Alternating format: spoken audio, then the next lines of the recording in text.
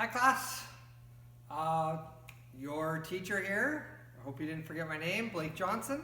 I just spent tonight building for you guys an energy efficient wall.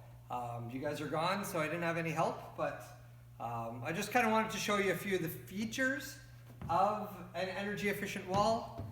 This is one that we can build according to the building code. The only thing is that you definitely want to talk to your building inspector before you build it, because there's a few things that are a little bit different than conventional framing, but you definitely want to talk to your building inspector and make sure everything's okayed before you build it, because if the inspector says no, then you won't be able to build it. So I'm just going to go over a few features. So if you look here, I hope you guys can see this, but we have a staggered stud wall. So if you look at the walls, they're staggered studs. So that means that I can put, a big thing is thermal bridging. So I can put insulation that goes behind here and then insulation that goes in front of these studs. So then we don't get as much thermal imaging or thermal bridging from the studs. Also, you'll notice when I did my corners that I actually only framed it with one stud here and one stud here. So it's only a 2-stud corner because we want to limit the amount of thermal bridging. So we don't want that second stud coming here. So we put plywood back for drywall backing as well. You'll see that I sheeted. So if I was to build this, I would normally sheet it. So I'd put OSB or plywood, and you'll see that I left actually a 2-inch gap. So there's where are we? There we go. So you'll see there's a 2-inch gap there. So we can put here on the outside to our floor, we can put styrofoam insulation.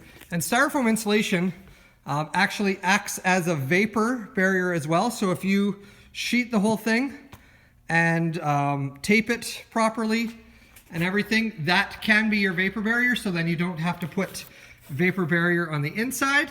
But again, that's something that you would have to talk to your building inspector about, because it makes life easier. You don't have to put poly hats and all that kind of stuff. Also, I want to show you how you would frame a header. So on the back here, I have my, where can I go? There we go. So on the back, I have my trimmer here, or my king stud, and then my trimmer, my 2x8.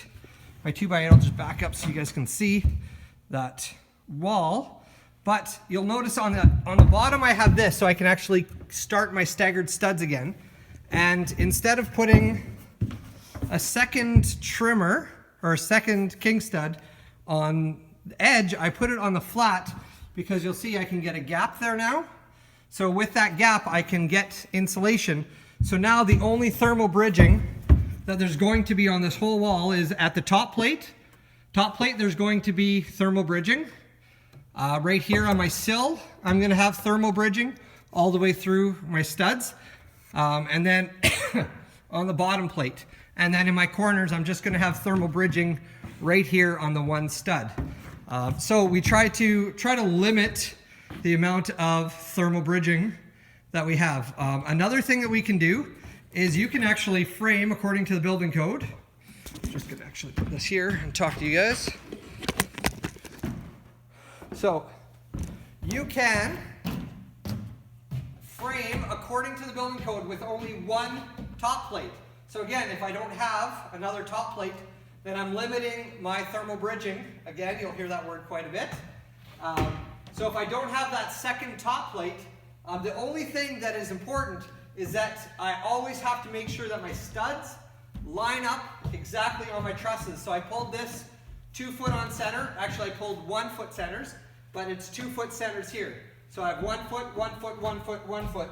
But my 2 foot trusses are going to line up right here, and they're going to line up right here. So all my trusses will line up on top of a stud, so then I don't have to have that second top plate. There's a couple more considerations. Again, when you put your trusses down, because you don't have that second top plate, what you're going to have to do is you're going to have to actually you're going to have to put down your vapor barrier underneath on your trusses, put in your insulation, put in all your blocking for all your walls, and then build your walls after it gets insulated, because you won't be able to have plate poly, because plate poly won't be able to squish, because you're not going to have double top plates unless you cut all your studs down 1.5 inches. Another consideration is that because we don't have that second top plate, all of your drywall, when you're putting your drywall on, you're going to have to cut 1.5 inches off the bottom. So before you put your last sheet on, you're going to have to cut 1.5 inches all the way along the bottom, because the way standard studs are is that they're made so that you can have a little bit of a gap, but 2 sheets fit.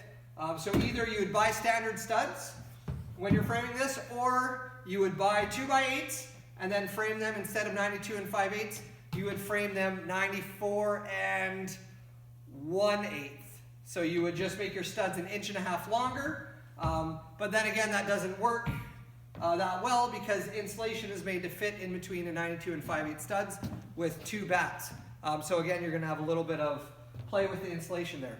But that hopefully helps you guys. Oh, and another thing, on your top plate, you're going to have to put like a metal connector, or you're going to have some sort of connector up top, because we're not running a second top plate to join them. So we did that with our rake wall and a few of our walls that we built. We put just a little metal connector plate that we put on top there. So again, that is my pretty simple wall that is very energy efficient with limited thermal bridging. Hope you guys enjoy working on your insulation project, and we will maybe see you, hopefully, later on at grad or some other time. All right, we'll see you guys. Oh, and if you want any other videos, send me a message and I can make more videos. I'm sure you really, really enjoyed this one. If there was a thumbs up or a subscribe thing, I would tell you to do that. All right, bye guys.